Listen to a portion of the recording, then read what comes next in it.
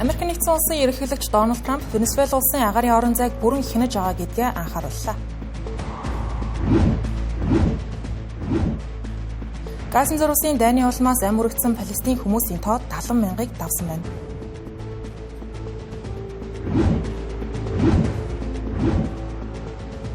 Израиль улсын ерөнхий сайд Беньямин Нетаньяху ерөнхийлөгчийн өршөөл хүслээ.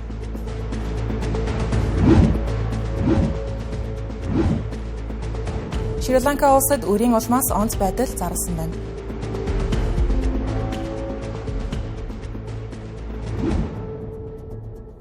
Арамдраг үзэгчтэй гадаад мэдээний хөтөлбөр маань та бүхэнд хүрэхэд бэлэн болсон байна. Бид AFP болон Reuters агентлагийн албан ёсны их сурвалжтайгаар олон улсад болсон мэдээллийг таймлан өргөх болно.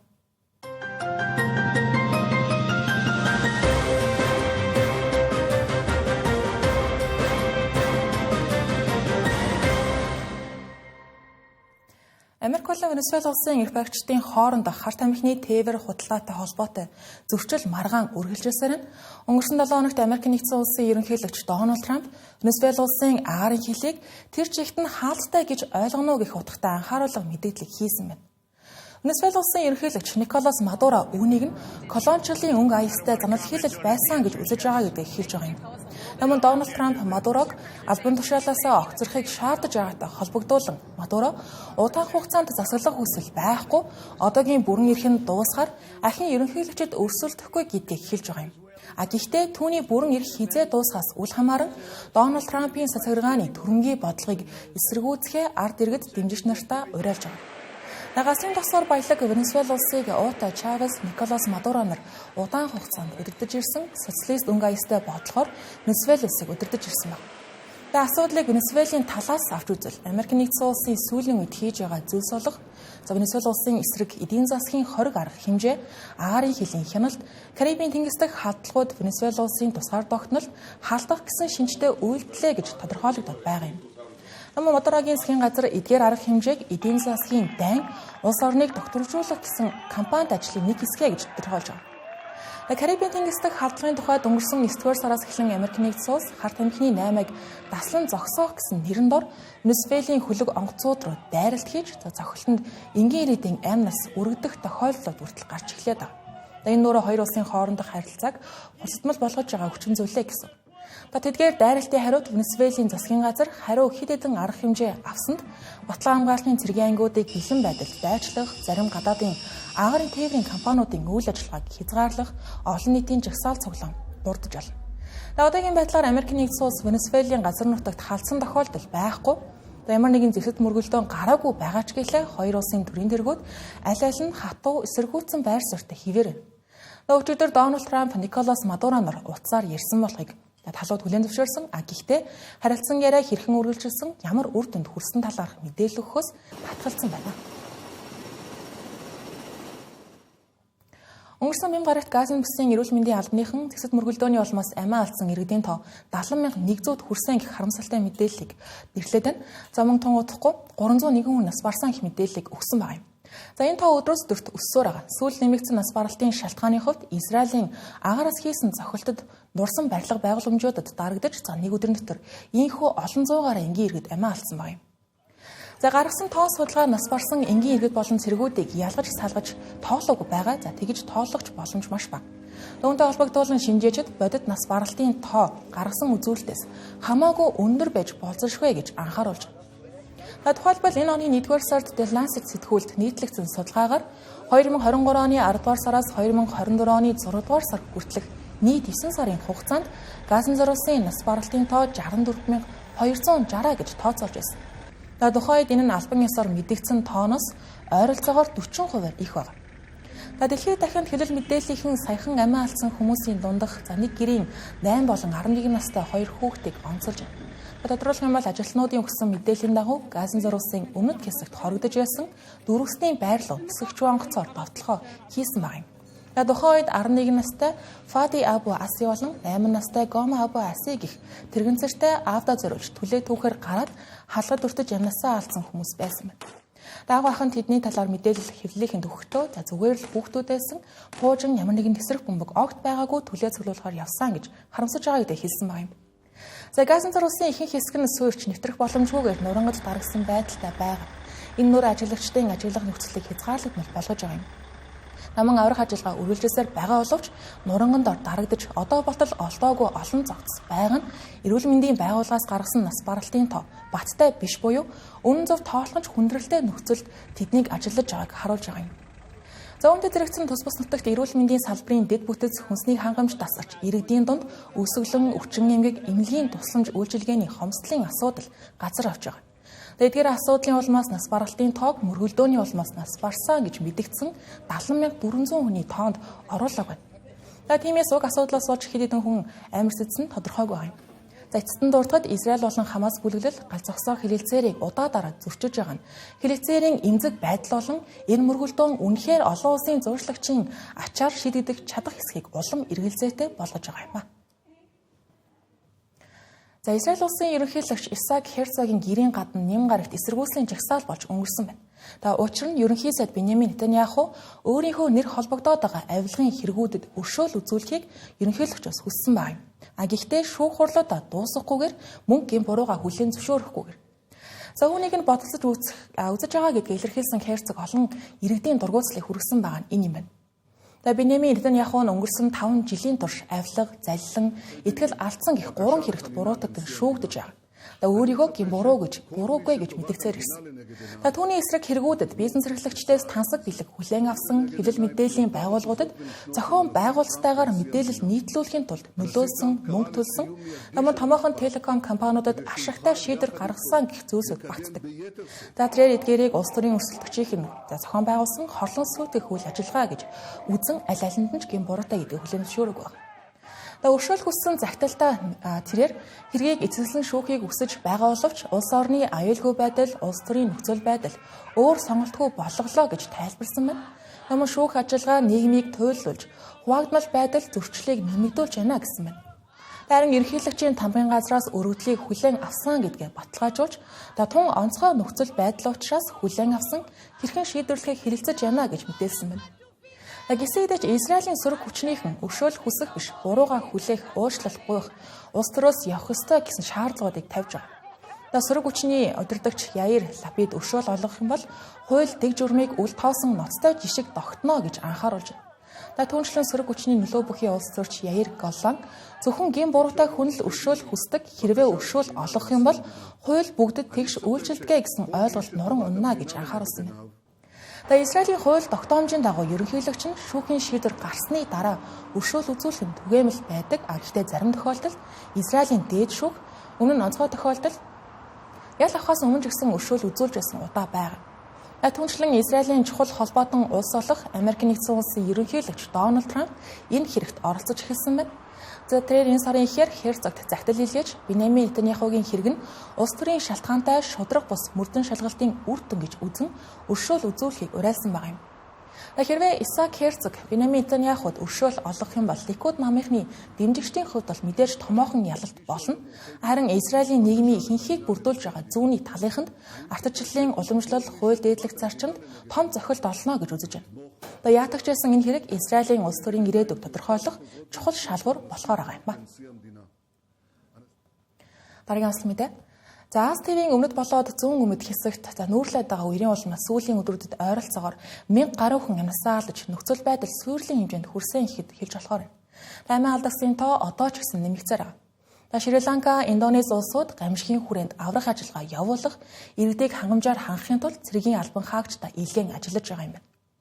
Ховор тохиолдог халуун орны шуурганы улмаас үүссэн энэхүү байгалийн гамшиг одоогоор Шри Ланка, Индонез, Таиландын өмнөд хэсэг, Малайзийн хойд хэсгүүдэд өртөөд байгаа. Шри Ланкад өнгөрсөн 7 хоногт Титва ахар салхи гарснаар хүчтэй шуургалж, үерлэн хөрсний нуралт үүсснээр 340 гаруй хүн амьсаа алдсан байна. Өөр олон зуун хүн ор сурггүй алга болсон байна. Харин нийслэл Коломбо хотноо нэм гаригийн байдлаар нам дор газрууд нь үерт авсан хിവэрэ байгаа. Аврах багийнхны ажилтнууд гамшигын улмаас унсан мод шавар шахаагаар дүүрэн бүглэрч хаагдсан зам талбайг цэвэрлсэн хайгуулын ажиллагаа үргэлжилж байгаа. Шри Ланкийн ерөнхийлөгч Анура Кумара бям гарагт онцгой байдал зарласан байна. Олон улсаас тусламж хүссэн. Одоогийн байдлаар энэтхэг улс хамгийн түрүүнд хариу арга хэмжээ авч аврах ажиллагаа явуулахаар тусламжийн хэрэгсэл 2 нисдэг тэрэг илгээсэн. Үүн дээр нэмэгдэн Япон улс өнөөдөр яаралтай гамшигын үнэлэх баг илгээж тусламж үзүүлэхээ зарласан байна. Түүнчлэн Шри Ланкийн агаарын цэргийн хүчний мэдээлснээр Пакистан аврах багийг илгээж байгаа гэдгийг хэлсэн байна. Тус нисдэг тэргүүдээр гацсан оршин суугчдыг агаараар тээвэрлэж, хоол хүнс тусламжийн хэрэгсэл хүргэн ажиллаж байгаа гэлээ. Цаг үеийн гамшигт үзэгдлийн улмаас 26,000 гаруй байшин суурьсан 147,000 гаруй хүнийг улсын хэмжээнд төр хорогдох байруудад оруулахаас өөр аргагүй хүрсэн. Одоогоор үеийн улмаас нүүлгэн шилжүүлэгдсэн 968,000 хүнд тусламж нэг шаардлагатай байна. Үер тавтагдсан хотууд ерөнхийдөө л хурд тундас ихтэй үерийн гамшиг тогтмол шахуу нүүрэлдэг газрууд. Гэхдээ энэ удаад энгийн үеэс хав илүү устай үерийн аюул нүүрлэж байгааг орсон суугчид хэлж байна. Тухайлбал юм бол болж байгаа гамшигт явдал нь тус улсын хувьд 2004 оны Азийн цунамигаас хойших хамгийн хүнд үер болж байгааг иргэд олон хэлээд байгаа юм. 2004 оны цунамигийн улмаас 31,000 орчим хүн амиа алдаж, сая гаруй хүн орон иргүү болж байсан байдаг. Индонез улсын тухайд хойд Суматрын мужид дор хаяж 442 хүн нас орсон байна. Олон зуун хүн сургаалга болсон хിവэрэ. Гамшигт өрцөн бүс нутгуудаар ерөнхийлөгч Прабаво очиж танилцсан. Тэрээр цэргийн албан хаагчид тусламж тээвэрлсэн 3 байлдааны хөлөг онгоц, хоёр эмнэлгийн хөлөг онгоцыг хохирол хамгийн их амссан бүс нутгуудад илгээсэн. Гэхдээ алслагдмал тосгодын иргэдэд хурж очиж ажиллахыг нэн тэргуунд тавин ажиллаж байгаа гэсэн. Энэ хүү ер нь 2019 онд Словакийн мужид болсон газар хөдлөлт цунамигийн улмаас 2,000 гаруй хүний амьд хүрсэн гамшигаас хойших Индонез улсад болсон хамгийн их хохирол дагуулсан гамшиг болж байна. Тус улсын засгийн газар олон улсаас албан ёсоор тусламж дэмжлэг хараахан хүсээг байна. Харин цааш Таиландын өмнөд хэсэг болон Малайзийн хойд хэсэгт их хэмжээний бороорж үер үүсэх эрсдэлтэй байгаа. Албаныхан Аз ТV-ийн ихэнх хэсэг жил бүр борооны улирлын үеэр хөрсний нуралт үер үүсэх өндөр эрсдэлтэй тулгардаг. Энэ удаагийн гамшигын ард иргэдэд хүндрэл ихээр учирсан тул сэргээн босголт олон 7 хоногоор үргэлжилнэ гэж таамаглаж байна. 3 жилийн өмнө хүмүүс энгийн асуултанд хариулт хайхтаа голдуу Google дээр бичиж хайх, YouTube-ээс заавар үздэг байсан бол одоо олон хэрэглэгч үүний оронд ChatGPT-г нээгээд шууд асуудаг болсон өдөр тутмын энгийн зүйлс болоод байна.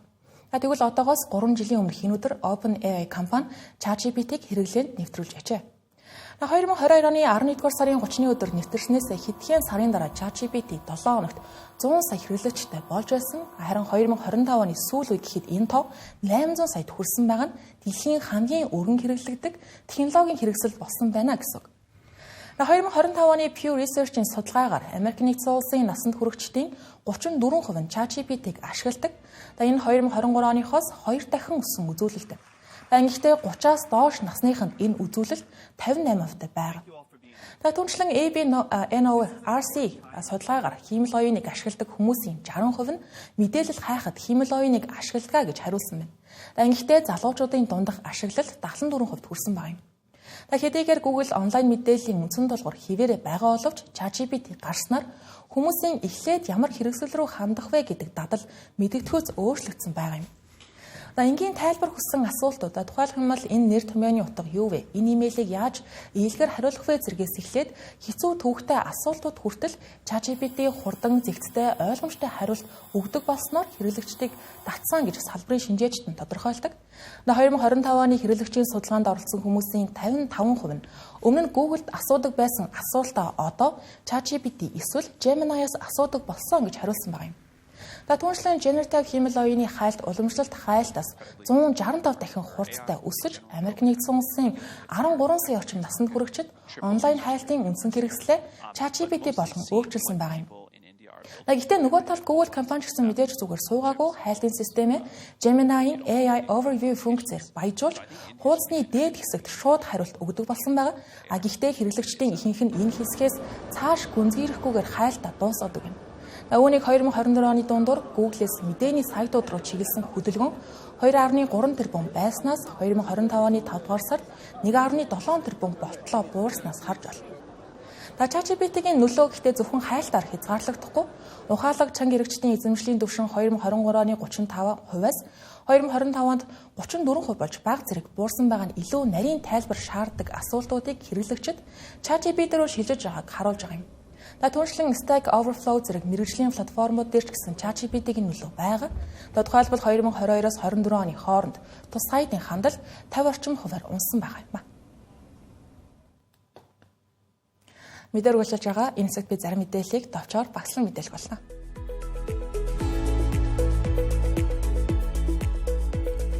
Путиний улирал ихсэнтэй холбогдуулан Азийн олон оронд томоогийн тохиолдол огцом өсөж байна. Тэр дундаа Япон улсад нөхцөл байдал тун хүнд томоо болон томоо төс өвчний дэгдэлд сүүлийн 30 орчим жил байгаагүй хурдтай дарахж байгаа гэлээ. Ингэхдээ бага насны хүүхдүүд нийт тохиолдлын талаас илүү хувийг эзэлж байна. Япон улсын эрүүл мэнд хөтөлмөр нийгмийн халамжийн яамны мэдээллээр улсын нийт 47 мужийн 39 томоогийн дэгдэлд энгийн түвшнийг аль хэдийн давжээ. Мөн шинэ тохиолдлын тоо 14-7 хоног дараалан өсөж, дэгдэлтийн хурд өнгөрсөн оны оргил үедээ хүрсэн байна.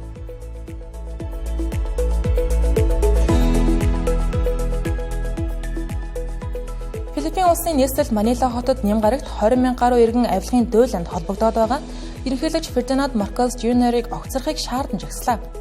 Авилгын эсрэг ард түмний хөдөлгөөн гэх нэртэй энэхүү бүлэглэлийн зохион байгуулсан уг эсэргүүцлийн гол шалтгаан нь төрийн мөнгөөр хэрэгжүүлэх ёстой байсан үерийн хамгаалтын бүтээн байгуулалтын тендерүүдийн орлого улс төрчдийн халаасанд орсон гэх хэрэгтэй холбоотой.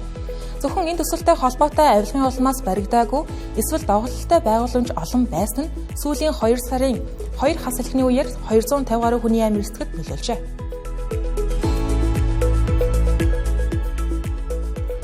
Хонконгийн Ванфукорт зохицуулбарын орон сууцны галт төмрийн улмаас амиа алдсан хүний тоо 146 болж нэмэгдлээ.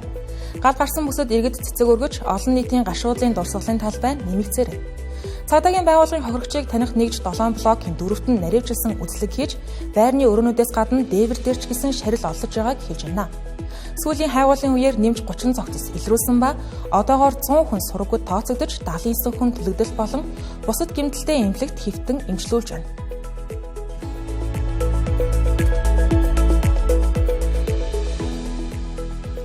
Швейцар улсын Dignitas байгууллагыг үүсгэн байгуулагч хүний амьдралаа өөрөө дуусгах эрхийн төлөө тэмцэгч Людвиг Менели тус байгууллагын үйлчилгээг ашиглан 93 наснда таалалд өгслөө.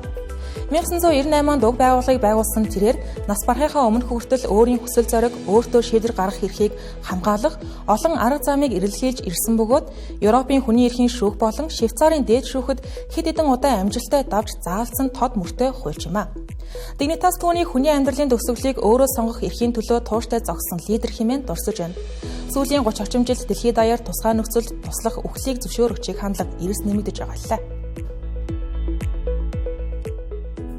Та бүхэн дэлхийд дахин өнөөдөр болсон онцлог үйл явдлуудаас хамгийн онцгойг нь мэдээлэлээ анхаарлаа хандуулсан явдал баярлалаа.